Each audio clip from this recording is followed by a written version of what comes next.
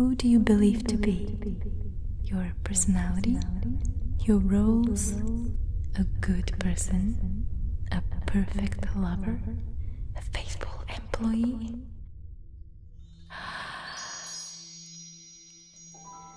What if your self is an image in your mind? It's a mental picture held in your imagination and how you should be, and it has nothing to do with who you actually are.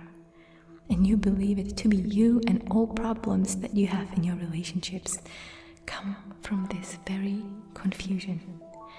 The false identity hides in the last place you would ever look, disguised as a person living in your head. It promises you to survive if only you keep yourself separate from everyone else and protect that illusory self-image. The self is a seductive fantasy, and your greatest enemy is not somebody outside of you. It is your inner perception. If somebody criticizes that self, you take it personally. You feel your entire identity is being threatened. And when people threaten that illusion, you turn them into enemies. The word person, just like in personality, comes from the Latin word persona, and it means mask. Your personality is not who you are. It is the mask you put up for other people, and it can change moment to moment depending on your thoughts and convictions. The truth is that it is impossible to define you.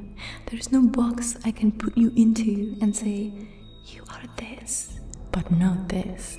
It's like trying to put a post-it on the running water in the bathroom. Your thoughts alone create your experience of who you are, moment by moment, whether you are aware of the thoughts or they are just running in the background of your mind. At the very core of Living Unbound is your own understanding that the self is an illusion and you are already complete and whole and lacking nothing. The very nature of the self is insecurity and lack. Your ego is the belief that you are completely alone and lacking, and this situation will never change. And it doesn't matter how much you try to boost your self-confidence and self-worth. One thought can change how you feel any moment.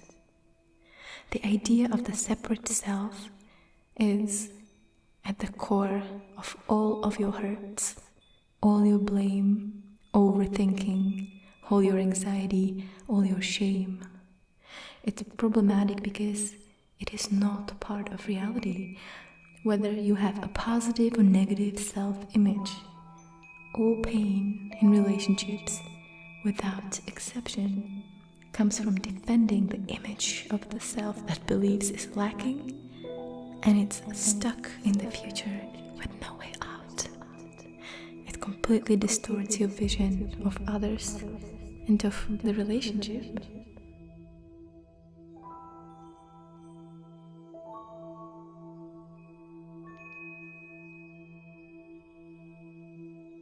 So you'll distract yourself with food and Facebook or shopping that provide temporary relief to those thoughts.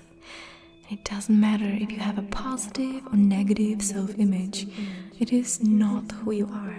It is just a notion of who you think you are, and therefore soon or later will lead to pain, lack, emptiness and despair. And you'll do anything to look good in front of others, spending a lifetime hiding and pretending, seeking love and likes. To try to be a good person is to embark on a never-ending journey to seek security, love, appreciation, approval, sex, promotion, marriage, money, fame, qualification, likes, full shopping carts, and it will never be enough. everything in your experience is being created through momentarily transient thought. Everything you think about who you are and who others are, how the world works and how you should be and what you have to do to be loved and appreciated, even what you need, is all created in thought. All of it is changing each moment. You were born out of this whole world and can never be separate from it, never lack anything except for in your thinking. It is in this realization and gradual disappearance of the imagined static self-image that you become unbound, magnificent and magical. Get out of your own way. Like most, you won't be able to do it alone. Get someone you trust to guide you. You are beyond what you can imagine. Your true nature is unbound, an expression of infinite intelligence.